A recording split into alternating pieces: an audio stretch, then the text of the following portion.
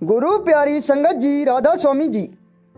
बहुत पुरानी बात है दोस्तों, जब धरती पर चारों तरफ धर्म का बोलबाला था, उस समय महादेव की सबसे प्रिय नगरी काशी थी। काशी में एक ब्राह्मण रहा करता था जिनका नाम था मंटी। मंटी कोई साधारण पंडित नहीं था। उनके चेहरे पर ब्रह्म तेज चमकता था। वो इतना बड़ा शिव भक्त था कि सांस लेता तो और सांस छोड़ता तो शिव की ध्वनि निकलती थी। उनके पास धन दौलत की कमी नहीं थी, मान सम्मान की कमी नहीं थी। कमी थी तो बस एक बात की, उनके आंगन में किसी बच्चे की किलकारी नहीं गूंजती थी। मंटी ब्राह्मण जानता था कि यह सब प्रबंध का खेल है। उन्होंने अपनी पत्नी चेटिका से कहा, हे देवी, बिना संतान के ये घर शमशान जैसा लगता है। पूर्वजों का तर्पण कौन करेगा? चलो हम उसे भोलेनाथ की शरण में चलते हैं, जो मुर्दों में भी जाल डाल देता है। पत्नी चाटिका बड़ी पवित्रता और तपस्वी थी। दोनों ने मिलकर घोर अनिष्टता शुरू की। मंटी ने अन्न त्याग दिया, केवल बेल पत्र खाकर रहने लगा। साल बीते, मौसम बदले, पर उनकी तपस्या नहीं डगमगाई। अंत में महादेव का दिल पसीज गया, यानी महादेव का दिल प्रसन्न हो गया। एक दिन आधी रात को जब पूरी काशी सो रही थी, मंटी के सामने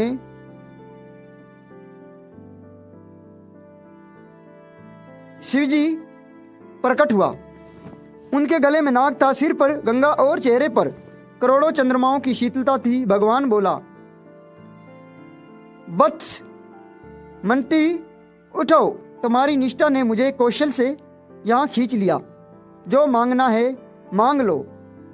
मंटी ने रोते हुए महादेव के चरणों को पकड़ लिया और कहा, प्रभु, बस एक पुत्र दे दीजिए जो आपके जैसा तपस्वी हो। महादेव ने मुस्कुराकर कहा, पुत्र तो होगा, पर वह साधारण बालक नहीं होगा, वे मेरे ही अंश होगा और काल को भी मात देगा। इतना कहकर महादेव अत्यंत और अंतर्दृष्टि हो गया। भगवान के वरदान से बंटी ने पत्नी गर्भवती हुई। पूरे घर में खुशियां छा गई, लेकिन यह खुशी जल्दी ही आश्चर्य में बदल गई। 9 महीने बीत गए, बच्चा पैदा नहीं हुआ। 1 साल बीत गया, 2 साल बीत गए, यहां तक कि 4 साल बीत गए। चेटिका का गर्भ तो बढ़ रहा था, उसका तेज भी बढ़ रहा था, पर बालक बाहर आने का नाम नहीं ले रहा था। काशी के लोग बात करने लगे, यह कैसा चमत्कार है, कहीं यह कोई माया तो नहीं। मंटी ब्राह्मण खुद परेशान हो गया। उन्होंने अपने पत्नी के पास जाकर गर्भ को और गर्भ में पल रहे बच्चे से बात करने की कोशिश की। उन्होंने बड़े प्रेम से कहा, बेटा, तू जो कोई भी है बाहर आ जाओ, तेरी माँ कष्ट में है। मनुष्य का जन्म बड़े भाग्य से मिलता है, तू क्यों इस अंधेरे गर्भ में छिपा बैठा है? तभी गर्भ के भीतर से एक ऐसी आवाज आई जिसे सुनकर मंटी के रोंगटे खड़े हो गए। बालक ने कहा, पिताजी, मैं बाहर नहीं आने चाहता, यह दुनिया बड़ी जुल्मी है। बाहर आते ही जीव माया के चक्र में फंस जाता है। उसे भूख लगती है, प्यास लगती है, फिर वो काम, क्रोध और जाल में उलझ कर मर जाता है और फिर दोबारा जन्म लेता है। मैं इस काल मार्ग से बहुत डरता हूँ, मुझे यहाँ गर्भ में ही रहना दीजिए। यहाँ कम से कम महादेव के ध्यान में तो हूँ। मंटी ब्राह्मण ने हाथ जोड़कर कहा, बेटा, अगर तू बाहर नहीं आएगा तो धर्म का प्रचार कैसे होगा? भगवान शंकर ने तुझे वरदान स्वरूप दिया है। तब बालक ने एक शर्त रखी, अगर आप मुझे वचन दें कि मैं बाहर आने पर मुझे कोई सांसारिक दोष नहीं लगे, तभी मैं बाहर आऊंगा। भगवान शिव ने जब यह देखा तो उन्होंने अपनी 8 शक्तियों का भुजा, उनमें धर्म, ज्ञान, वैराग्य और ऐश्वर्य शामिल थी। इन दिव्य शक्तियों ने बालक के पास जाकर कहा, हे बालक, घबराओ मत, हम चारों तरफ तेरे भीतर हमेशा बसे रहेंगे। बाहर की दुनिया तुझे छू भी नहीं सकती। तू सक्षम शिव का रूप बनकर जिएगा। इतना सुनते ही बालक बाहर आया, लेकिन जैसे ही उसने धरती पर कदम रखा वे जोर जोर से रोने लगा। वो साधारण रोना नहीं था, वो काल के डर से कांप रहा था, इसलिए उसके नाम पड़ा काल भीत, काल से डरा हुआ। काल भीत बड़ा ही होने लगा, लेकिन लक्षण बचपन से ही ऋषियों जैसे थे। उन्होंने पचशरण मंत्र ओम नमः शिवाय को अपने आधार बना लिया। वो घूमते घूमते स्तंभ तीर्थ पहुंचा। वहां उन्होंने ठान लिया कि 100 साल तक बिना पानी पिए तपस्या करेगा। जब 100 साल पूरे होने वाले थे तब महादेव ने सोचा, देखो तो सही मेरे इस भगत का ज्ञान कितना गहरा है। महादेव ने एक भिखारी के रूप धारण किया। उनके कपड़े फटे हुए थे, शरीर पर धूल न थी। वे एक मिट्टी के घड़े में पानी लेकर काल भीत के पास पहुंचा। भिखारी बोला, ओ पंडित जी, बहुत प्यास लगी होगी, लो ये पानी पी लो। काल भीत ने आंखें खोली। उनके गले में प्यास के कांटे चुभ रहे थे, पर उन्होंने पानी नहीं लिया। उन्होंने पूछा, भाई तुम कौन हो? तुम्हारा आचार कैसा?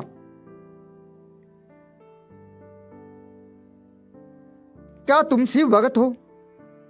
बिना ये जाने किसी यह पानी शुद्ध है या नहीं, मैं इसे नहीं पी सकता। भिखारी हंसकर बोला, अरे तपस्वी, तू कैसा ज्ञानी है?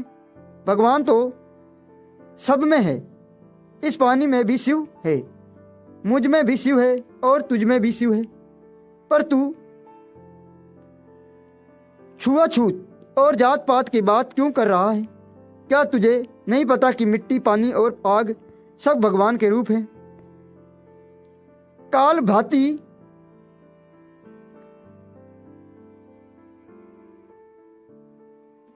गोबर भी भगवान है, तो क्या उसे भोजन बना लेना चाहिए?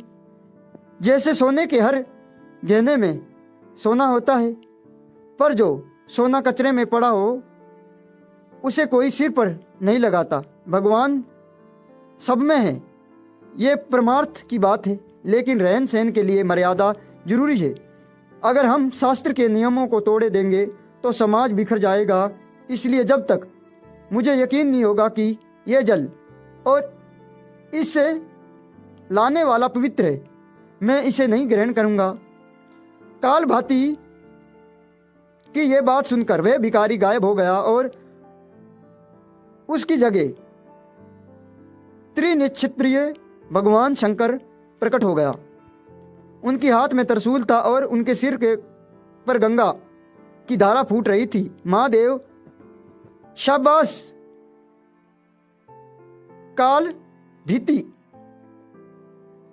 तुमने साबित कर दिया असली भक्त वही है जो ज्ञान के साथ साथ मर्यादा का पालन करना जानता हो। तुमने काल को जीत लिया। आज से दुनिया तुम्हें महाकाल के नाम से जानेगी।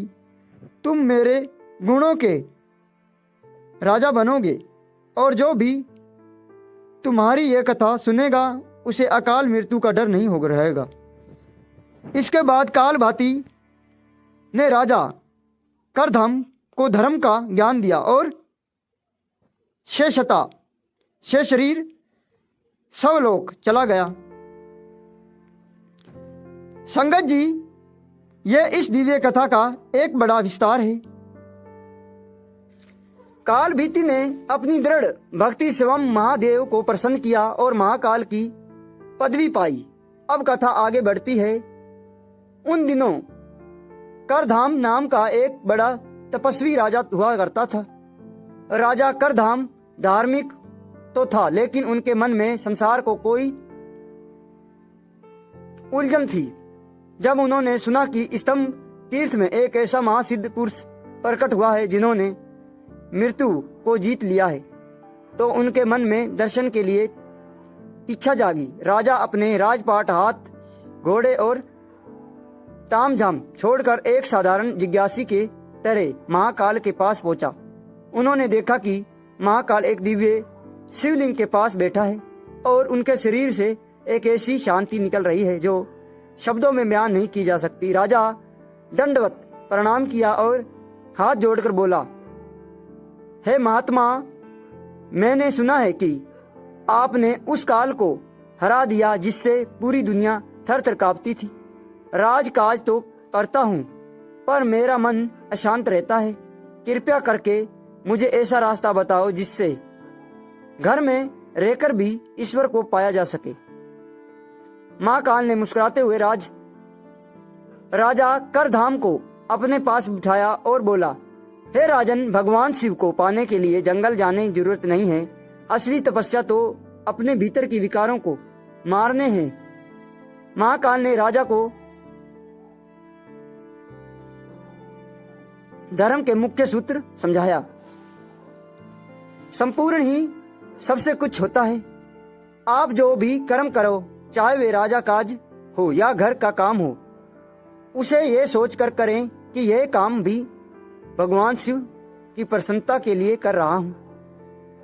जब कर्ता भाव मिट जाता है तो कर्म बंधन नहीं बांधता।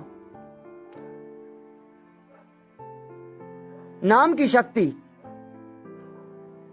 मंत्र केवल एक मंत्र नहीं बल्कि सशक्त शिवजी का रूप है। जो व्यक्ति काम करते हुए चलते फिरते इस मंत्र को अपने जीभ पर रखते हुए काल उसके पास आने से घबराता है। परीक्षा के समय कहा जाता है कि जैसा कि मैंने महादेव की परीक्षा के समय कहा था, आचार और विचार की शुद्धता बहुत जरूरी है। कुशलता से बचें क्योंकि गलत व्यक्ति का साथ आपके वर्षों की पुण्य को एक क्षण में नष्ट कर दे सकता है। जहां महाकाल राजा करधाम को उपदेश दे रहा था, तभी अचानक पूरा आसमान दूध जैसा सफेद रोशनी में भर गया। गंधवा की वीणा बजने लगी और अप्सराएं नृत्य करने लगी। राजा कारधन ने देखा कि स्वर्ग से ब्राह्मण, विष्णु और ईश्वर अपने विमानों में बैठकर नीचे उतर रहे हैं। वे जगजगानी माता पार्वती भगवान शिव के साथ नदी पर सवार होकर वहां प्रकट हुई, जहां यह दर्शन इतना भव्य है कि राजा कामधन की आंखों में आंसू बहने लगे। माता पवित्र ने महाकाल को अपने गोद में बिठा लिया। पुत्र, तुम धन्य हो।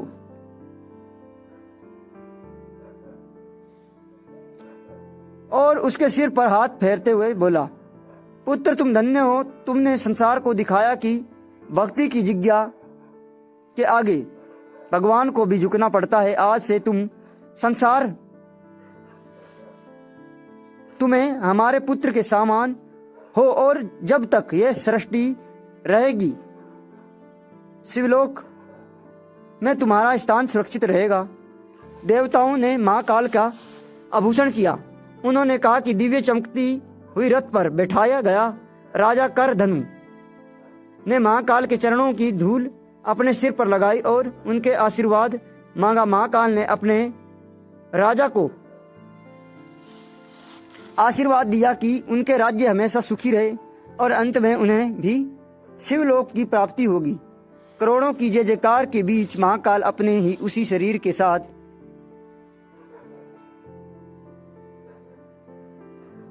जिसे उन्होंने तपस्या की कुंडल जैसा मना लिया था, आकाश मार्ग कैलाश की और विद्धि हुई। पीछे छोड़ गया वह दिव्य शिवलिंग जिसे आज भी महाकाल के नाम से पूजा जाता है और जो भक्त के काल है, मृत्यु और संकट को हरा लेता है।